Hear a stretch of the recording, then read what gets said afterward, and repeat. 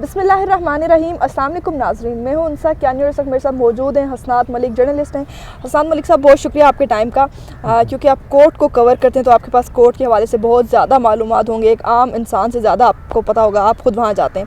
Sir, सबसे पहले मैं आपसे ये पूछना चाहूँगी, गुज़श्ता जो चीफ़ जस्टिस साहब गुजरे, उनके दौर में सोमोटो नोटिस का बहुत ज़्यादा चर्चा रहा और सुप्रीम कोर्ट ने आर्टिकल 184/3 के तहत इसका खूब इस्तेमाल किया।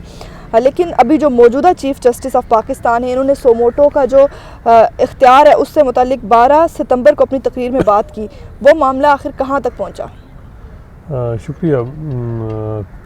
आपको पता है कि ये जो सोमोटो का इख्तियार है सुप्रीम कोर्ट को, ये सुप्रीम कोर्ट आइन का आर्टिकल है 184(3) 184(3) के तहत जो है ये सुप्रीम कोर्ट इस्तेमाल करती है। जब भी कोई पब्लिक इंटरेस्ट बुनियादी हकूक़ का कोई मामला आता है उस पे सुप्रीम कोर्ट जो है वो नोटिस लेती है, या एक पटिशन फ़ाइल जो कोई आदमी जो है वो सुप्रीम कोर्ट में फ़ाइल करता है, उसकी बुनियाद पे सुप्रीम कोर्ट 184(3) की प्रोसीडिंग होती है। ये इंक्विजिटोरियल होती है। इसमें सुप्रीम कोर्ट के पास बहुत ज़्यादा लामहदूद इख्तियारात हैं 184(3) में।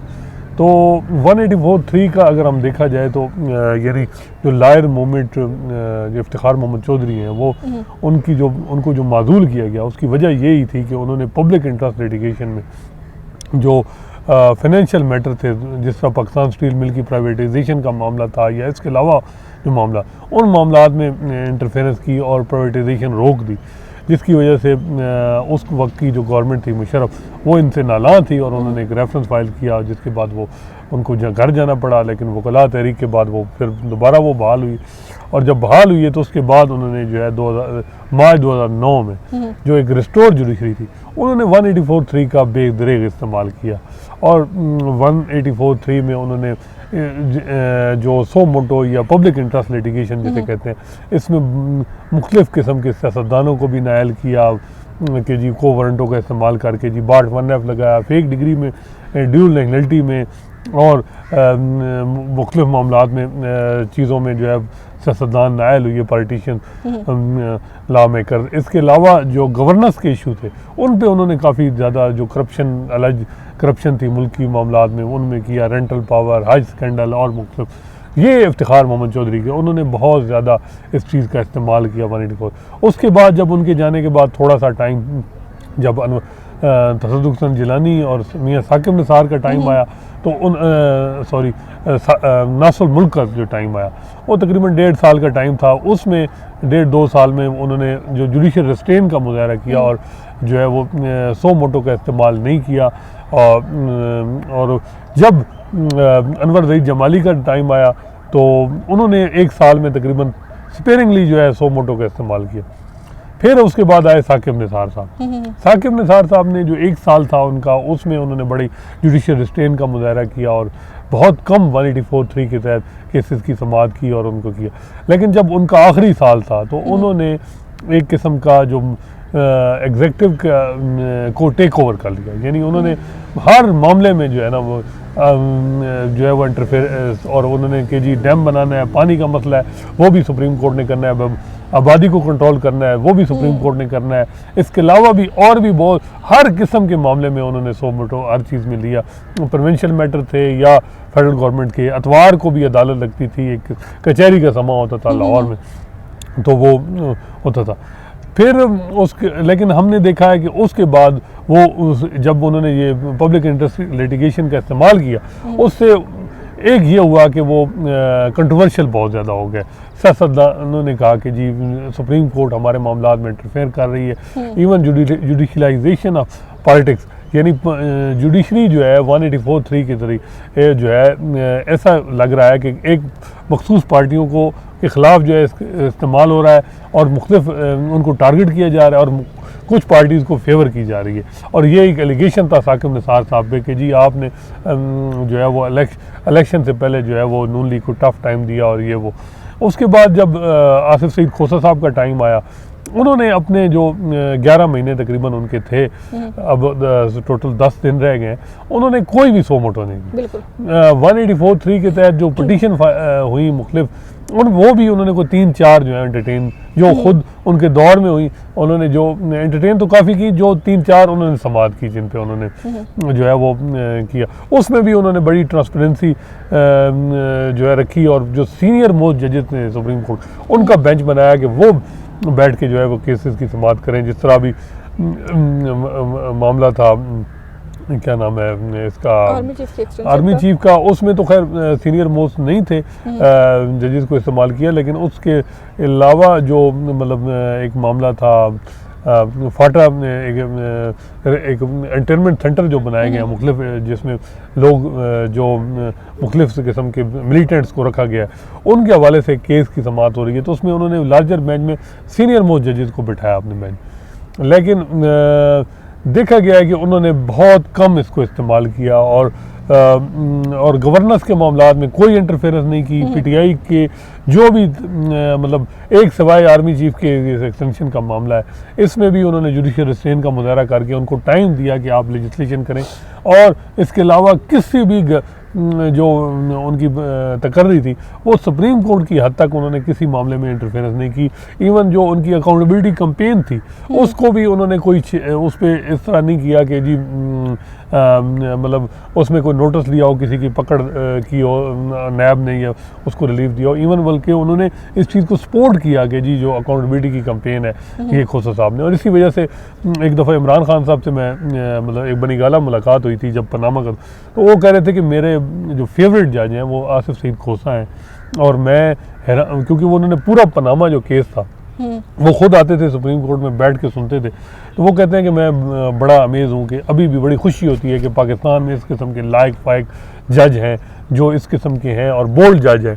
तो ये यानी अभी भी उन्होंने एक ट्वीट किया और उन्होंने कहा कि आसिफ सईद खोसा जैसे बड़े जज अभी भी पाकिस्तान में मौजूद हैं। तो वो उनका टाइम अब मेरे ख्याल है 10 दिन रह गए, और उसके बाद जो आएंगे जस्टिस गुलजार साहब। जस्टिस गुलजार साहब के बारे में ये एक तासुर ये है वकला में, वो ये है कि जुडिशल एक्टिविज़म जो है वो बहाल हो जाएगा सो मोटो का। और इसके अलावा जो गवर्नेंस के मामलात में जो बैड गवर्नेंस है, उसमें एग्जेक्टिव के जो अथॉरिटीज़ हैं उनको टफ टाइम मिलेगा सुप्रीम कोर्ट से, और उनसे काफ़ी सख्त पूछताछ होगी। और ये मेरा ख्याल है जो अगला 1 महीना 2 है, इसमें सुप्रीम कोर्ट में विजिबल एक चेंज नज़र आएगा। और मेरा ख्याल है ये पीटीआई के लिए भी गवर्नेंस देखना होगा कि वो चैलेंज होगा कि वो किस तरह इसकी चीज़ को जो है वो डील करते हैं, क्योंकि उन्होंने अभी तक 1.5-2 साल में जो है उनको बड़ा रिलैक्सेशन मिली सुप्रीम कोर्ट की तरफ से। लेकिन अब जो आएंगे अगले 2 चीफ जस्टिस जस्टिस गुलजार, क्योंकि ये जब ये सुप्रीम कोर्ट में एलिवेट हुई है तो ये 2-3 साल इफ्तिखार मोहम्मद चौधरी के साथ इन्होंने केसेस की समाअत की, और हमने देखा कि उस वक्त भी पब्लिक इंटरेस्ट के केस सो मोटो केस। मतलब अभी आने वाले चीफ जस्टिस पीटीआई को भी टफ टाइम देंगे मेरा ख्याल है। वो बैड गवर्नेंस और जो इंक्रोचमेंट के हवाले से या वो है वो मामले में वो बड़े स्ट्रिक्ट हैं। और इसमें मेरा ख्याल है कि ये बिल्कुल जहाँ बैड गवर्नेंस होगी, जिस किस्म की ब्यूरोक्रेसी होगी, सो मोटो भी लेंगे और ब्यूरोक्रेसी के जहाँ गलत मामलात होंगे। क्योंकि आप देखें जब अदालतों का रवैया देखते हैं तो फिर खुद वकला जो है वो मुख्तलिफ किस्म की पिटिशन 184(3) के तहत की थी, जो वो एंटरटेन करके वो उन पे जो है वो प्रोसीडिंग सुप्रीम कोर्ट करती है। अच्छा हसनात मलिक, एक और चीज़ यहाँ पे, अभी हम आगे जो आने वाले उन पे दोबारा जाएंगे। अवामी मुफाद में सोमोटो नोटिस लेना, इस बात की तशरीह होनी है कि क्या किन किन अवामी मुफाद के हवाले से अमूर हैं जिनमें सोमोटो लिया जा सकता है और किन किन चीज़ों पर कोर्ट सोमोटो नहीं ले सकती है, इस बात का तयन अभी होना बाकी है। जी बिल्कुल, ये एक बड़ा चैलेंज है सुप्रीम कोर्ट के लिए, क्योंकि सुप्रीम कोर्ट ने हर एक को रेगुलेट किया है। पीएम की डिस्क्रिशन पावर जो स्वाबदीदी इख्तियार हैं उनके हवाले से भी रूल बनाया कि ये कोई इख्तियार नहीं है, इनको बड़ा स्ट्रक्चर होना चाहिए। इसके अलावा भी मुख्तलिफ जो अपॉइंटमेंट हैं उनके हवाले से भी कि ट्रांसपेरेंसी को इंश्योर करने के लिए करें। लेकिन सुप्रीम कोर्ट ने अपना हाउस इन आर्डर जो है वो उस तरह नहीं किया जिस तरह होना चाहिए था। और 184(3) के सो मोटो के हवाले से जो चीफ जस्टिस का इख्तियार है कि किस मामले में क्या इंटरफेरेंस करनी है, किस हद तक करनी है, क्योंकि 184(3) का इख्तियार है, ये लामहदूद इख्तियार है। इसके तहत सुप्रीम कोर्ट कोई भी आर्डर पास कर सकती है और हमने देखा है कि 184(3) के तहत जो है, लेकिन ये भी देखा है कि 10 साल में जो इदारे हैं वो कमज़ोर हुई हैं, इसका बेदरेग इस्तेमाल से किसी को फ़ायदा नहीं हुआ। इवन साकिब निसार साहब ने भी किया है, तो अब भी क्रिटिसिज्म आ रहा है कि उन्होंने जिगर के अस्पताल के हवाले से भी स्टे दे दिया, वो बड़े मसाइल हैं लाहौर में। तो ये हमने देखा है कि ये अल्टीमेट जो है इन चीज़ों का जो सोल्यूशन है वो एग्जीक्यूटिव ने करना है, अदालतों का ये काम नहीं है। और अदालत और जजेस के कोड ऑफ कंडक्ट में कहीं भी नहीं लिखा हुआ कि कहीं जो है एग्जीक्यूटिव फेल हो चुकी है तो यानी इंतज़ामिया या गवर्नमेंट, तो सुप्रीम कोर्ट इंटरफेयर करे। सुप्रीम कोर्ट का काम है कि इंटरप्रेट करे कानून को। दूसरा ये है कि किसकी स्टेट अथॉरिटीज़ की तरफ से या यानी किसी रियासत की तरफ से जी किसी के हकूक़ या आज़ादी सलब हो रही है, उस हवाले से कोई नोटिस लें तो, और वो भी एक हद तक लें कि जी ताकि लोगों को जो है एक यानी गवर्नमेंट की तरफ को एक डेटरेंस रहे और वो किसी के साथ ज्यादती ना करें या स्टेट अथॉरिटी इस हद। लेकिन गवर्नेंस के मामला में हमने देखा है कि जब भी लिया है सुप्रीम कोर्ट ने तो उससे नुकसान ही हुआ है, एक अदारे का हुआ है, मुल्क का हुआ है। हमने देखा है रेंटल पावर, इसके अलावा और भी बहुत बड़े बड़े केसेस हैं, रेकोडिक है, ये बड़े बड़े सो मोटो थे जिसकी वजह से पाकिस्तान को अब बिलियंस ऑफ डॉलर के जो है वो अवार्ड हमारे खिलाफ आए हैं और जो अभी हम कर रहे हैं अरबों रुपए के जो है ना नुकसान अभी हमने फीसों की मद में दिया। और वजह क्या थी कि सुप्रीम कोर्ट ने ऐसे मामलों में इंटरफेरेंस की जो फाइनेंशियल इम्प्लिकेशन थी, और वो लोग जो थे जिनकी कंपनियां वो इंटरनेशनल कोर्ट्स में ट्रिब्यूनल में चले गए और हमारे खिलाफ फैसला आ गया। और वहाँ ये नहीं होता कि जी ये हमारे सुप्रीम कोर्ट का फैसला है, सुप्रीम कोर्ट भी पाकिस्तान स्टेट को जो है रिप्रेजेंट कर रही होती है। ये नहीं हो सकता कि हम कहें कि जी हम क्या करें, ये सुप्रीम कोर्ट का, सुप्रीम कोर्ट नहीं, हमारे मुल्क की है। तो इस वजह से जजेस को बड़ा इत्तेनाब और रिस्ट्रेंट शो करना चाहिए कि इस किस्म के मामलात में जिस किस्म के जिनकी फाइनेंशियल इम्प्लीकेशन उनमें बड़ी एहतियात बरतनी चाहिए।